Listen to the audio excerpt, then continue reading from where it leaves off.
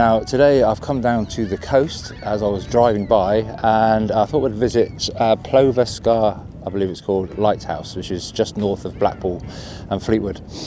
Now I thought I'd go for like the high key sort of look to the photographs today. Predominantly I'm feeling black and white, as I just love black and white so much, but I think we might even get a few sort of muted colours in there. But I wanted to just go through the principles of high key photography and see if we can sort of inject that sort of ethereal, sort of magical sort of look to the images that we get today. So first off then, what is high key photography? Now when you're trying to go for a high key sort of look, generally you're looking for sort of very minimal shadows, very low contrast in your image. You don't kind of want the angular shadows that you would go if you were trying to sort of like do a high contrast kind of thing where you've got distinct shadows and distinct lines and stuff. You kind of want to go for a very soft approach. And you know, you usually find it in portraits, as I've probably said already, portraiture, fashion, those sorts of things where everything is very bright. It's a very well lit sort of feel to the images. But we're going to try and apply some of the principles, and I think there's probably 4 or 5 that we can deal with to try and get the look that we're going to, and apply it to our photography in the landscape side of things, rather than in a studio where you've got all the studio lights and stuff that can really help you get that soft look.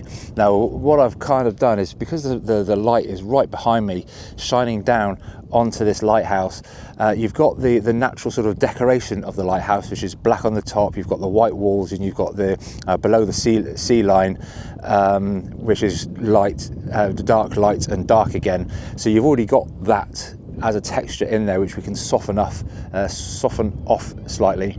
But also you've got this wide expanse of blue sky with a few sort of clouds and stuff, but by overexposing slightly we can kind of push that out to be kind of off the chart a little bit, and maybe increase that a little bit in post, just to create that light and airy look. And that's the sort of feel that I'm trying to go for in these sets of images. Again, the sun's directly behind me, so it's not causing any sort of angular shadows as such across the lighthouse, so we don't have that high contrast going on. And again, I'm going for the soft contrast look for these images. Probably go black and white. It's not going to be predominantly, mainly black and white. I think I'm going to maybe do some muted colours. I think that's the kind of feeling that I'm getting here. It's very muddy, so there's not a great deal to make anything in the foreground. Obviously, you'd like to try and make something in the foreground, but I think the lighthouse is the star attraction anyway, and I think it's going to hold up quite nicely with anything that we do today. Well, because the light is just so bright, I don't think there's any way that I'm going to be able to show you anything on the back of the camera today. I'll just sort of try and do what I can there. Basically, with the setup of this is I've just got the lighthouse slap bang in the centre. I've got the horizon on the lower part of the lower third of the image. I'm probably going to send it down a little bit further than that in the final image, because I kind of want the space above the sky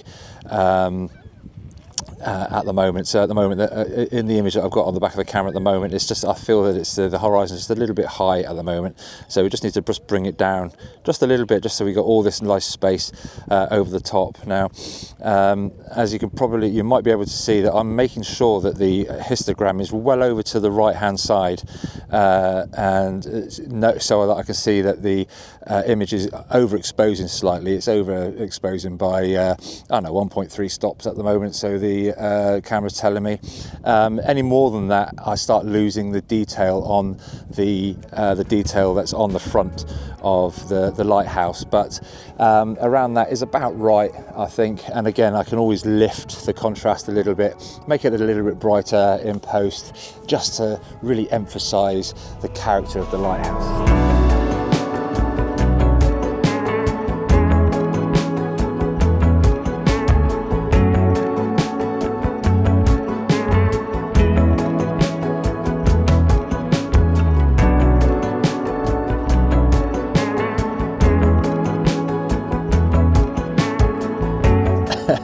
And one thing I am making sure that I do at the moment is watch my horizons line, as a couple of videos ago, somebody very kindly pointed out that my horizons were slightly off, and I did agree with the assumption that they were, because they were.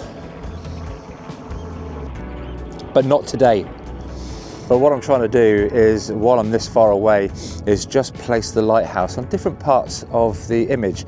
I'm putting it onto the left-hand third, I'm putting it onto the right-hand third, I've obviously put it into the centre. I've kept the horizon on the lower third all the time at the moment, because at the moment, although a lot of this mud flat is wet and it is showing a reflection, the reflection is not detailed enough for anything that I would want to do with this. So again, just moving the camera, just popping it on to either left or right hand side, and just to see what is actually balanced. Now there is a sandbar further out which is obviously being picked up. Now I know some photographers like to remove the horizon, all the rest of it, and I'm not clever enough to do that in post, so I might have a go at that, but I just quite like the idea of everything being kind of higher key, even through the shadows, and even through having this line behind the lighthouse. But that's just my feeling when it comes to photography. It's a very much of a feeling thing.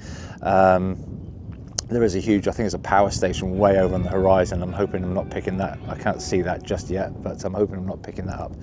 But with the 85mm on, it's given me plenty of detail from where I am.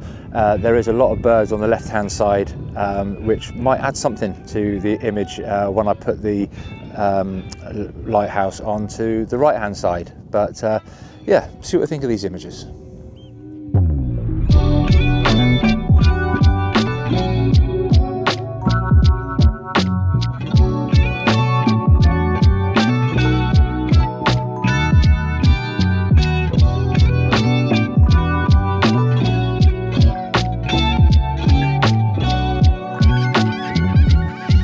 Right, so I've moved a little bit closer again to the lighthouse. The tide is going out quite nicely. No sign of it coming in just yet, which I'm glad about. I'm trying to make use of the rock pools and what have you, but I just can't get the shutter to drag long enough to create that sort of smooth, that sort of smooth look that I'm kind of going for. Now, I don't really carry much filters around with me very much. So I think that's going to be high on my next sort of purchase shopping list, I think, is to get a 10 stop neutral density, just so I could really drag the shutter out for a long period of time to achieve the sort of like ethereal look that I'm kind of going for in this composition. Now, what I did do is I've got a variable ND filter, which I've put on, and I've choked that right down to as low as it can go. I put the f-stop of the aperture down to f16, which is the smallest it will go. I tend not to go down too low if I can help it, especially on the 24. But I think I usually stick a vignette and stuff around, so I think the edges and stuff aren't really going to matter too much on this one. But I just wanted to try and make use, or try and get a decent reflection shot, and by using the variable ND polarizer on there as well, I was able to sort of kind of not have the sea blowing out too much, but still allow enough reflection to sort of reflect the lighthouse, but it's still not enough. I kind of want that sort of like milky look to the sea. But again, it's one of those, you use the best thing you can, the best tools that you've got at the time, and that's what I have. But going back to the composition, again, I've popped the lighthouse right slap bang in the centre of the image. And with this, I put the horizon through the centre of the image. It's a bit weird trying to keep the horizon level, because you've got a sandbank on the other side that's kind of doing that, and it kind of makes everything look a little bit odd when you're trying to get everything sort of like lined up. But anyway, it's kind of all right. It's not too bad.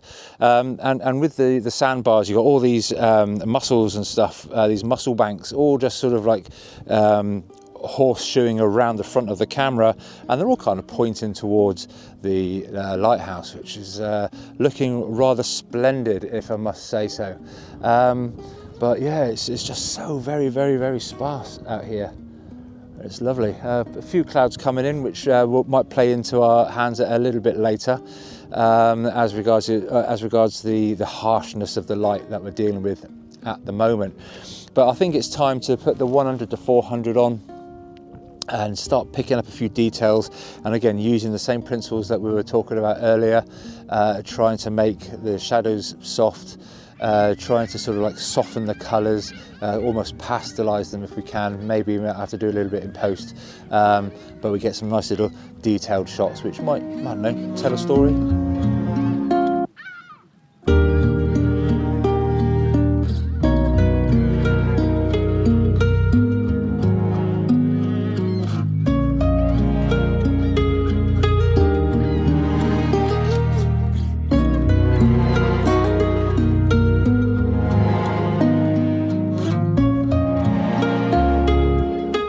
So I've got the 100 to 400 on now. The sun is arching itself across the sky, absolutely lovely. Again, we're still dealing with the harsh shadows and stuff at the moment, but being able to sort of like zoom right in, I'm just picking up on the ladder and the detail in the wall in the short band next to the ladder, and that's looking quite nice. I'm again overexposing because the wall is white. I'm overexposing that, but that's adding so much detail and vibrance to the rust and the golds and brown hues that are coming off that. Again, and in my mind, looking at it, it's got this lovely sort of like just this ladder in the corner, and with the colours, I'm feeling this. Obviously, this isn't going to be black and white. I don't think it's going to be sort of a lot more muted, because although it's very vibrant, I feel like I might need to possibly mute the colours a little bit. I don't know. It's one of those things you can't really see. The sun's blaring down on the screen there, so I can't quite see what it is, what it's going to do. But in my mind, I would just like to just mute the colours a little bit. But on the other hand, I might see it and I just think, yeah, I'd really like to maybe give those colours a bit of a boost, because again, it's high key, it's low contrast, but everything is bright and airy. I'm not trying to go for any mood or moody shots. I'm not trying to emphasize any of the shadows. I'm not trying to do any of that now. It's all about the texture and it being light and airy, and most of all, simplified.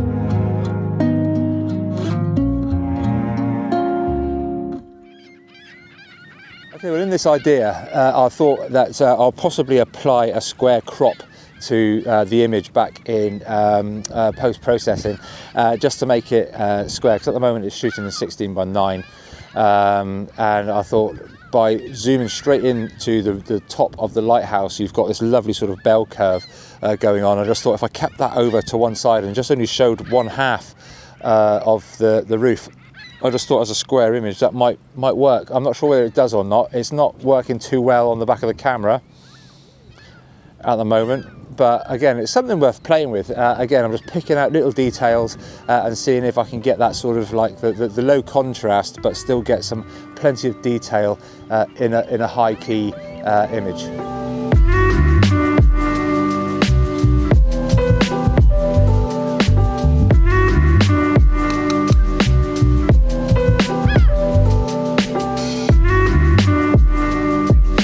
Right, so what I'm doing, although just now I was thinking of sort of like just having half the roof showing, but I'm just looking on the back of the camera now, and I'm just sort of seeing that maybe the roof as a whole looks quite nice on its own, slap bang in the center of the image, and just having the detail of the, I'm assuming it's like a horn or something on the top,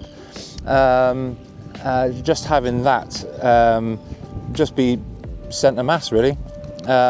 Again, I'm thinking that you've got the whiteness or the light of the sky behind, giving that high key feel, but the shadows and stuff are very soft. I might move around and take this shot a little bit around there, because you've got a little bit of sort of like, the birds have been up there having a party by the looks of it, so that's becoming a little bit prominent. So what I might do, is a little bit cleaner on that side, is just move the camera around over there and see if we can go straight on without too many shadows at all, but just pick up on those little details. That's kind of my thinking anyway.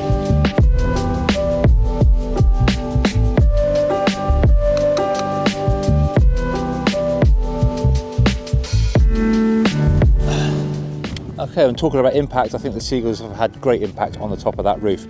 But I'm going to take those principles that we learned or spoke about today of the lights, the minimising shadows, the simplifying the shot, and using sort of low contrast and just being mindful of how the light is playing on the scene. I'm going to head back to the car now, which is way over there, and we're going to see what we can find where we can put those principles into place.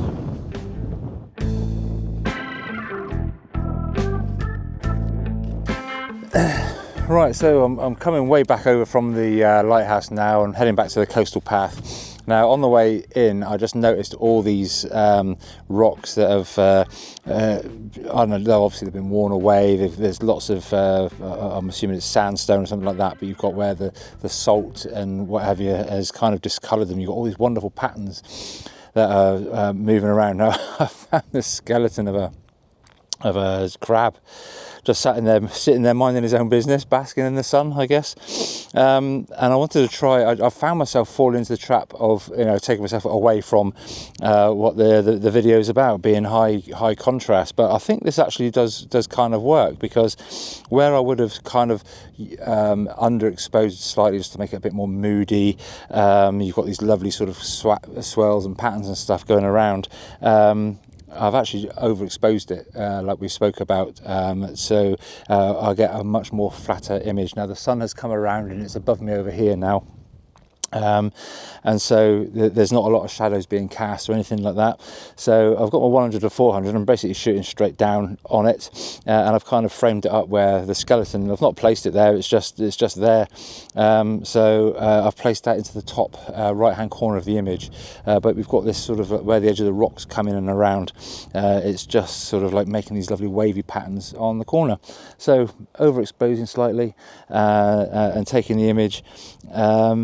I think it's just about kind of works. I'm thinking of pastely colours on this one. I mean, you can't help but get pastely colours on this at all. So I'm going to be keeping the saturation slider to a minimum, I think, on this one, and just go for that sort of washed out sort of look.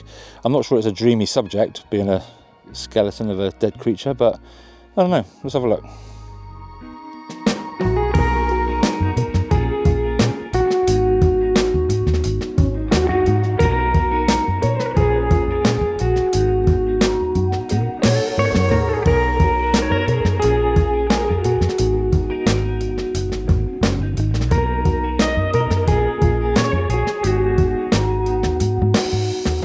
Okay, so playing amongst all these rocks, I found a nice round stone, which is just kind of conveniently placed in the middle of the sort of like the stratification of the patterns going around on these rocks. So I've kind of made that. That's obviously going to be the focal point of the image, but we've got lots of this.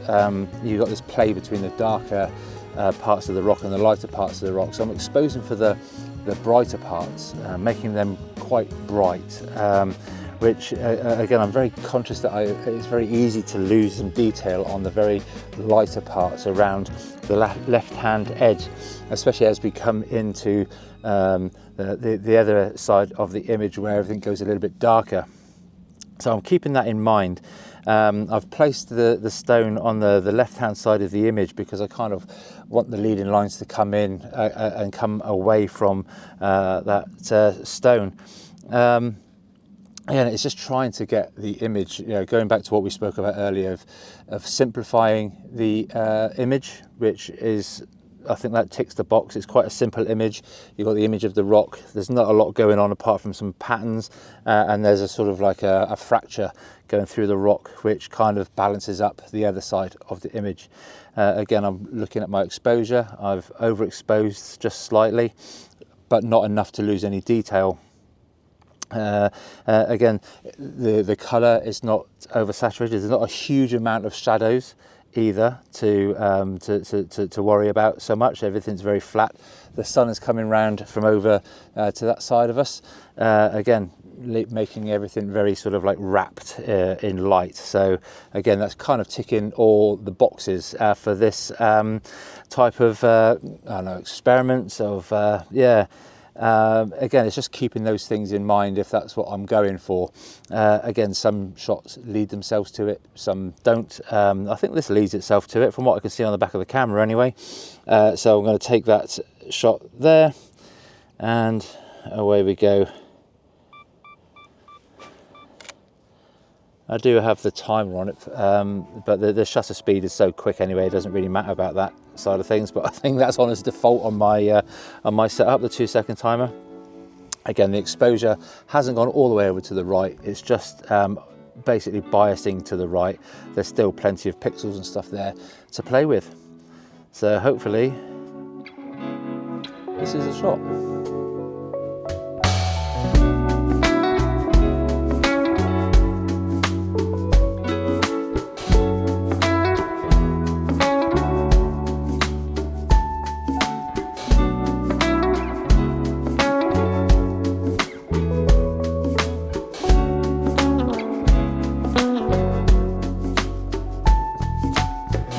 Okay, that's it for another video. If you've liked the images that you've seen today, please leave a like and subscribe, or any comments would be greatly appreciated. It's nice to hear from you. Also, stick around for the gallery because there might be 1 or 2 extra images in there, and there's also the information of the settings and stuff used on the camera. So if you do use any of the techniques that you've seen today, please tag me into any of the images that you post online. It'd be great to see your work and it gives a nice sense of community.